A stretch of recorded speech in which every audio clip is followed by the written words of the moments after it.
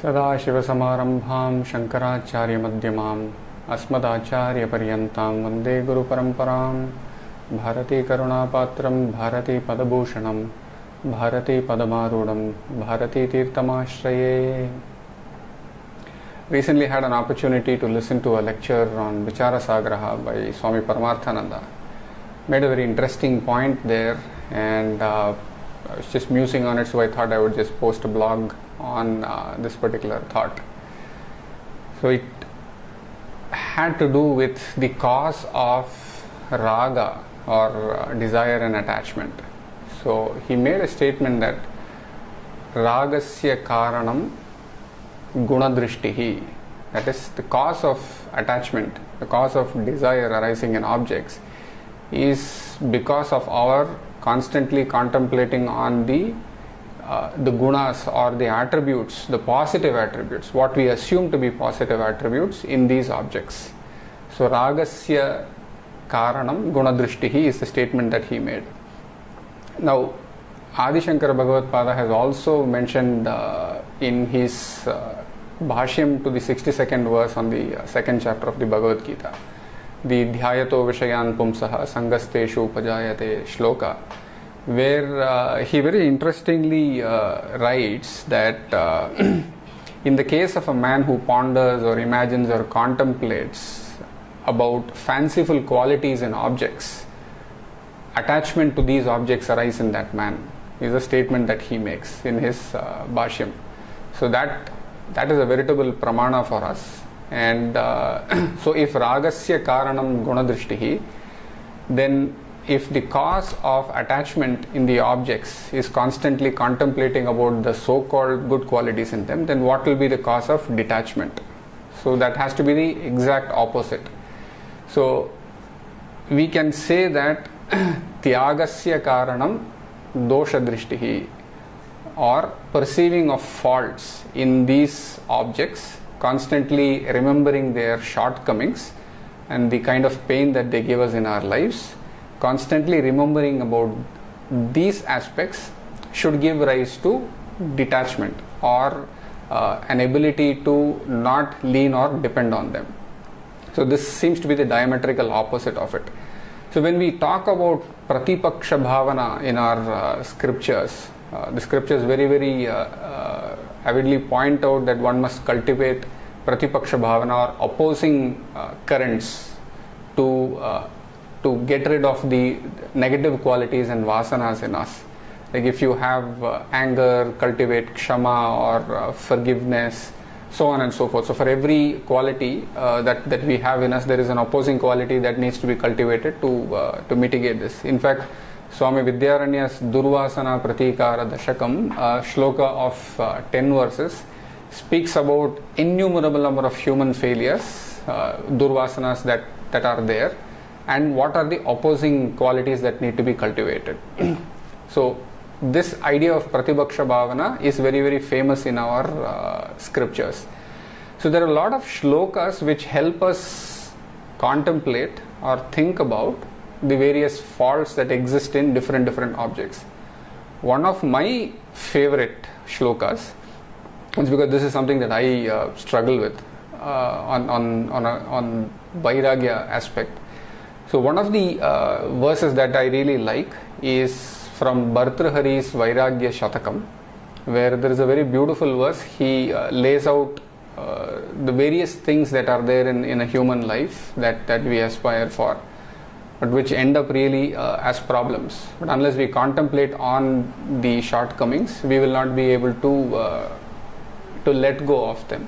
So keeping that in mind, he's composed a beautiful shloka, and the verse goes something like this: Bhoge roga bhayam kule chuti bhayam vitte nripalad bhayam mane dainya bhayam bale ripu bhayam रूपे जराया भयम् शास्त्रे वादि भयम् गुणे खल भयम् काये कृतान्तात् भयम् सर्वं वस्तु भयान्वितं भुवि नृणां वैराग्यमेवा भयम्.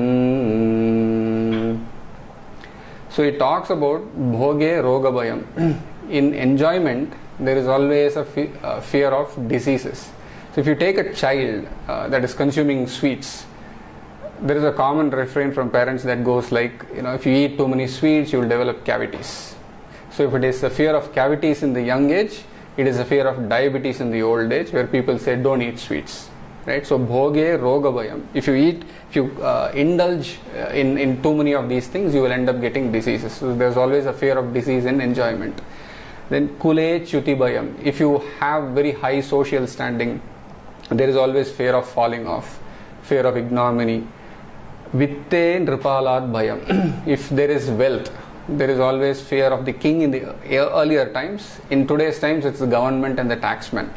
As people keep saying that the only thing that is certain in life is death and taxes. So money that is hard earned, people work over hard to try to protect it and keep it to themselves. So there is always fear with hoarding of wealth. Mane dainya bhayam. If we are highly respected, there is fear of losing of that respect. Then we have bale ripu bhayam. Bale is strength, having strength, and if we are very strong and powerful, there is always fear of enemies who will try to put that strength to test. So there is fear of enemies in having strength and power. Rupe jaraya bhayam. Everything that we consider beautiful, beautiful person, young person, is always afraid of old age, is afraid of disease, is afraid of losing that beauty. So the entire beauty industry has spawned only because of this fear. It's catering to the fear of the people. Then you have Shastre Vadi Bhayam. You might be a very big scholar with a very, very sharp intellect, but there's always fear of losing a debate to a greater scholar with a sharper intellect. So even if you're not a scholar and just a person with a very high intellect, there's always a fear of getting into confrontations with people of higher intellects. There is a constant fear existing in every single aspect that we have in our lives. Gune khalabhayam. If I'm very virtuous, then there is fear of traducers, people passing rumors about us and spoiling our name behind our backs. There is always fear of that. Kaye kritantat bhayam.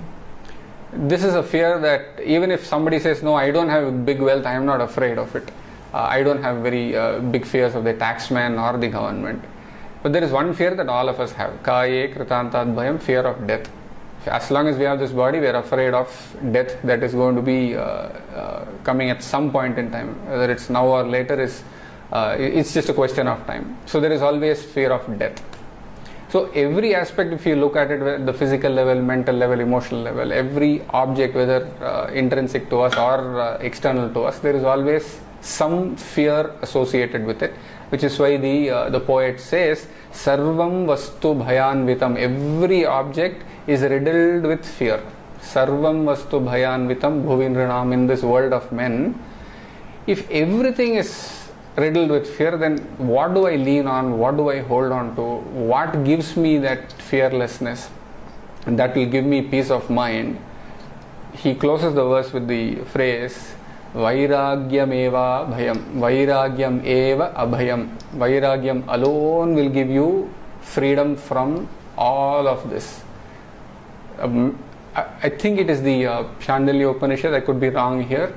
I believe it is that Upanishad which has said that the happiness of a human being who is a veritable emperor, who has every single desire of his met, who has power over every other thing that is there in this world, his happiness is not even 1/16th of the happiness of a man with Vairagyam. That is the power of Vairagyam. And why is that? Because every other object that we have in our universe, material object, has got its own intrinsic problem. First, they are anityam. They come and go, they're impermanent. So that which comes and goes, when it goes, it's going to give pain. So emotional dependence on objects will eventually lead to pain. Then they are dukkha mishrit tattvam, which means they are mixed with pain. No object by itself is 100% happiness. The same object that gives happiness on one occasion gives us pain at some other occasion.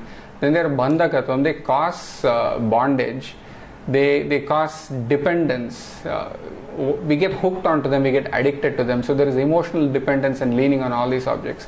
So every object taken independently and analyzed will give us the intellectual knowledge, at least, that it is all riddled with fear, it is riddled with pain, it is riddled with innumerable number of problems that we don't realize unless we take it for granted. I mean, we take it for granted and we don't sit and analyze about these things. So one has to sit and think about them, and shlokas like these that are composed by these saints and poets help us analyze, help us contemplate a little bit on the impermanence of these objects, on the doshas, the faults that are there in these objects. They give us a path for us to contemplate a little bit in this way, and for that we are eternally grateful to such great saints. May the Supreme God and the Supreme Guru, the compassionate Guru, bless us with dosha drishti abhyasa and vairagya, so that our Vedantic study may fructify. Hari Om.